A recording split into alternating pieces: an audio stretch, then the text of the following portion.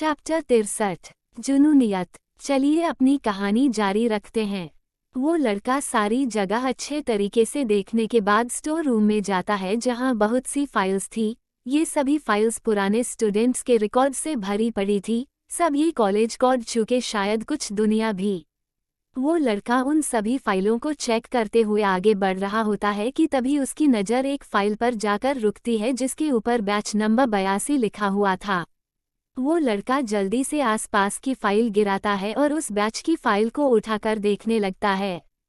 3 page पलटने के बाद वन्या की फोटो और उसका रिकॉर्ड उस लड़के के सामने आता है।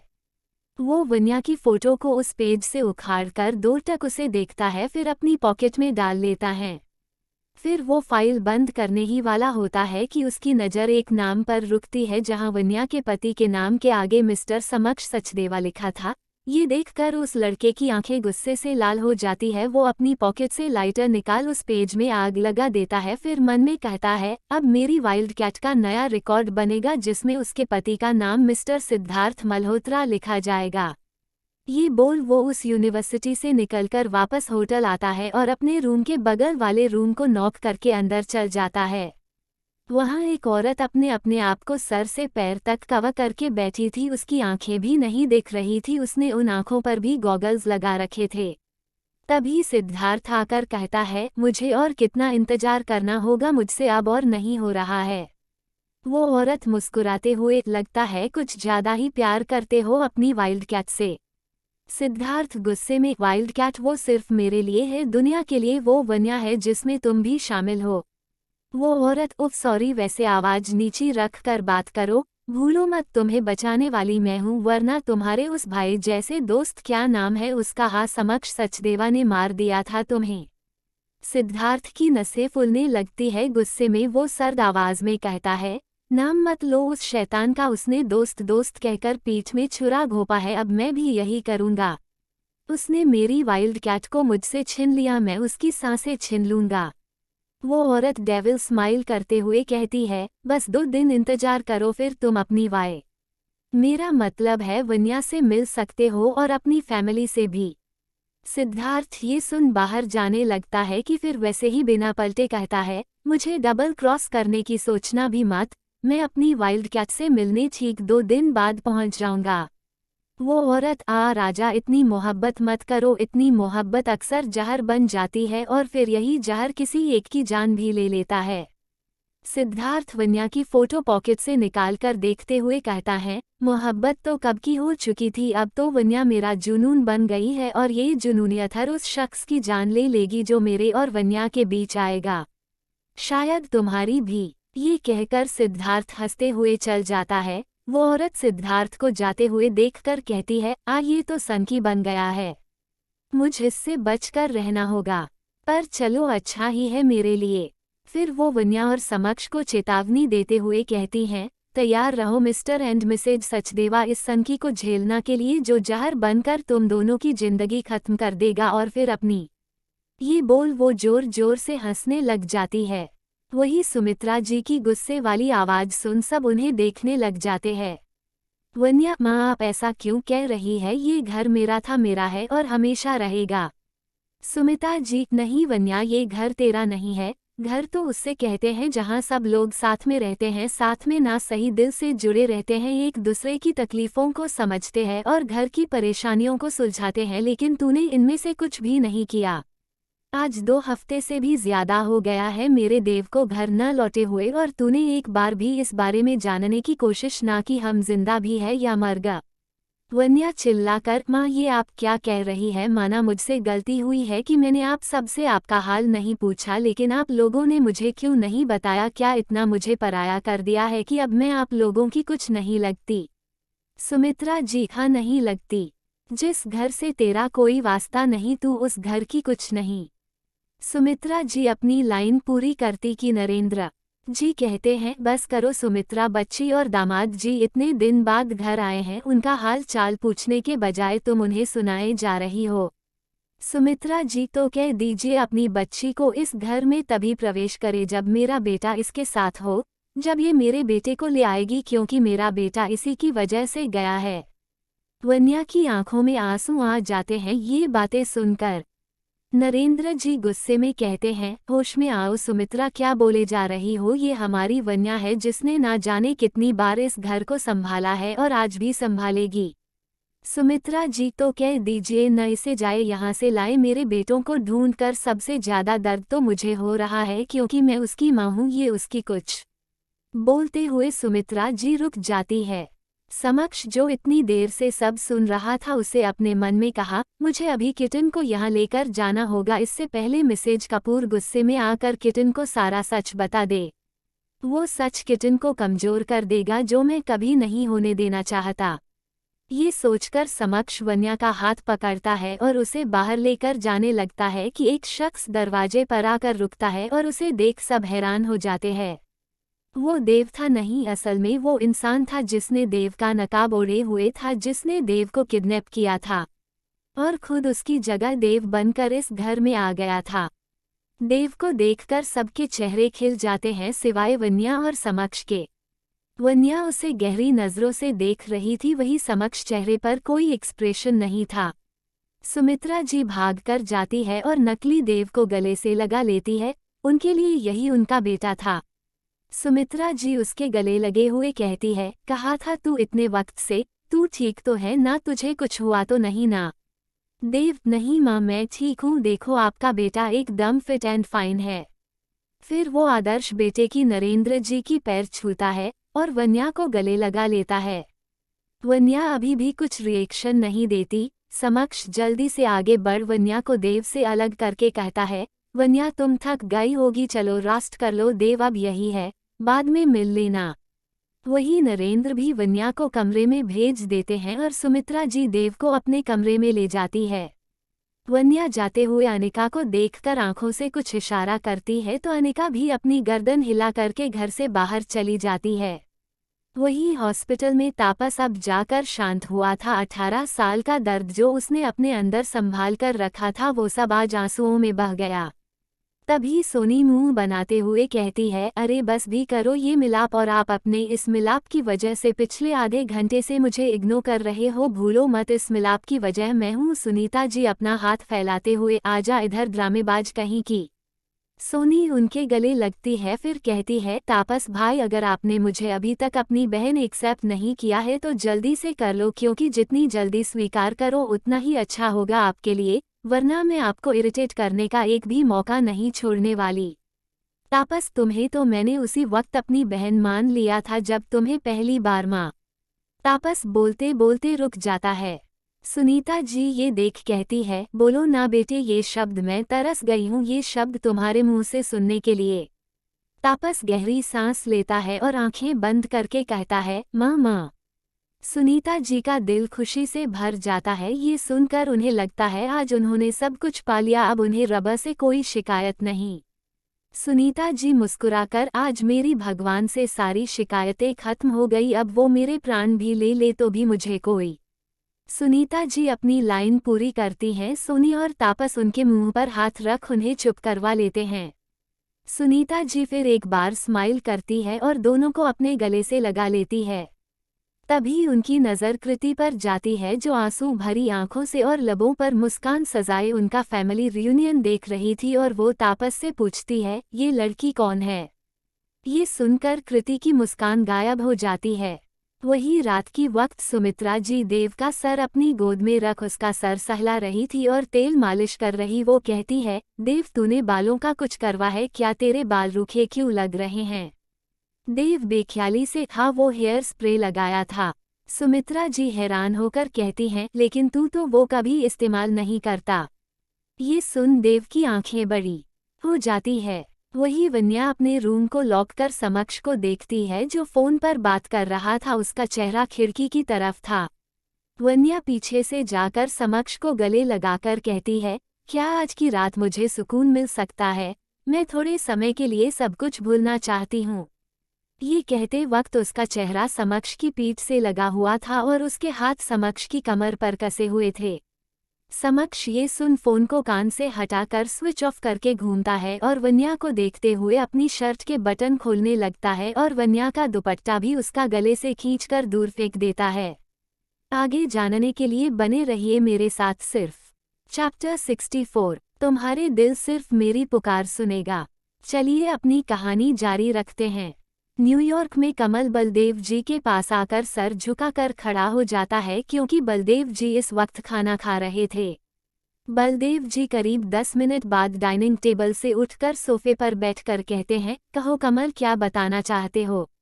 कमल, बॉस सिद्धार्थ वापस आ गया है और इस बार उसके इरादे मजबूत के साथ अलग भी है।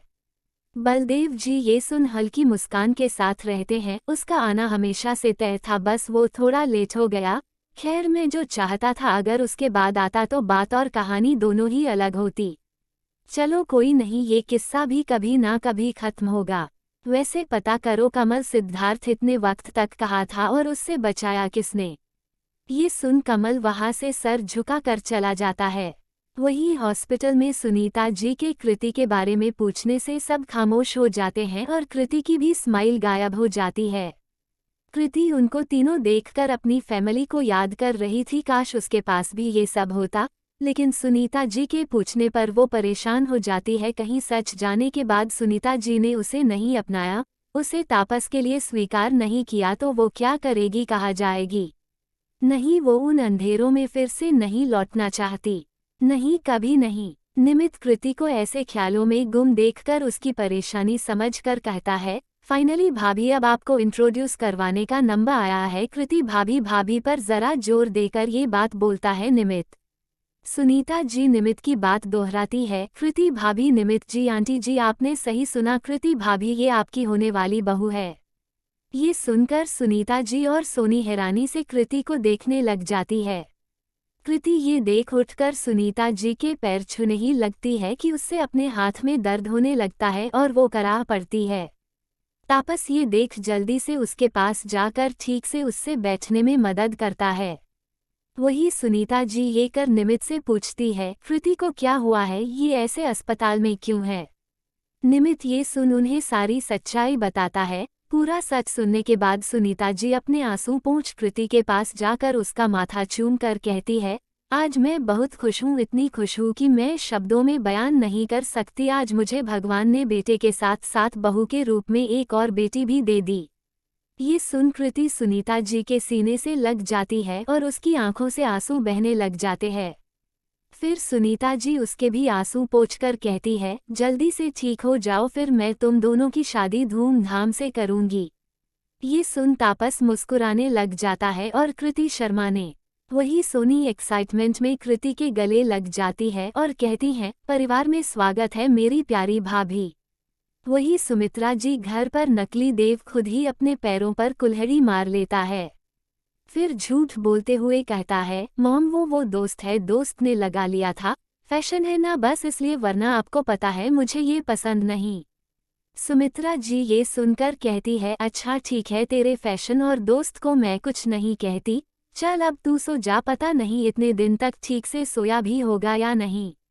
देव मन में, ये बुढ़िया तो पकड़ कर ही बैठ गई है, अगर मैं इसके पास रहूंगा तो वन्या के पास कैसे जा पाऊंगा, जो करने आया हूँ वो कैसे कर पाऊंगा। फिलहाल इस बुढ़ी के सोने का इंतजार करता हूँ। वही वन्या अपने कमरे की तरफ जा ही रही थी कि उसका फोन बजता है। वो फोन उठाकर कहती है, हेलो, हाँ बोल लक्ष्य। लक्ष्य, वन्या कहाँ है तू? वन्या, करनाल में। लक्ष्य परेशान होकर कहती है, क्या तू करनाल में है और तूने मुझे बताया भी नहीं? वन्या, हाँ पर हुआ क्या, कोई बात है क्या? लक्ष्य, हाँ वन्या, मुझे तुझसे बहुत जरूरी बात करनी है, कल मिल सकती है तू मुझसे? वन्या, हाँ मैं कल मिलती हूँ तुझसे। लक्ष्य, बहुत बहुत धन्यवाद वन्या। वन्या, चल चल बस कर, भूल मत, हम सबसे अच्छे वाले दोस्त हैं। ये कहकर वन्या कॉल कट करती है कि उसका फोन पर अनिका का मैसेज आता है, तुम्हारा शक सही निकला। ये देख वन्या बहुत सी चीजों के बारे में सोचने लग जाती ही, जिसकी वजह से उसके सर में दर्द होने लगता है। वो अपना सर झटका कर रूम के अंदर जाती है और उससे समक्ष दिखता है जो उसकी तरफ पीठ करके फोन पर बात कर रहा है। वन्या पीछे से जाकर समक्ष को गले लगाकर कहता है, क्या आज की रात मुझे सुकून मिल सकता है? मैं थोड़े समय के लिए सब भूलना चाहती हूँ। ये कहते वक्त उसका चेहरा समक्ष की पीठ से लगा हुआ था और उसके हाथ समक्ष की कमर पर कसे हुए थे। समक्ष ये सुन फोन को कान से हटाकर स्विच ऑफ करके घूमता है और वन्या को देखते हुए अपनी शर्ट के बटन खोलने लगता है और वन्या का दुपट्टा भी उसका गले से खींचकर दूर फेंक देता है। वन्या बस एक टक समक्ष की बॉडी को देख रही थी। समक्ष इस वक्त ब्लैक पैंट में था। वो काउच पर बैठकर वन्या को अपने पास बुलाता है। वन्या भी उसकी तरफ खींची चली जाती है। वन्या समक्ष के पास जाती है तो समक्ष उसे खींचकर अपनी गोद पर बिठा लेता है और उसका सर अपने सीने से लगाकर अपना हाथ कुर्ती के अंदर डालकर उसकी कमर सहलाने लगता है। वन्या की सांसें तेज होने लगती है। वन्या को भी बहुत सुकून मिल रहा था। करीब 10 मिनट बाद वन्या की हल्की आवाज में समक्ष की कानों में पड़ती है, जो कह रही थी, समक्ष क्या आपको भी वही लग रहा है जो मुझे लग रहा है? समक्ष उसके कान के नीचे अपने होंठ रख देता है और चूमने लगता है। ये देख वन्या की पकड़ समक्ष के कंधों पर कस जाती है।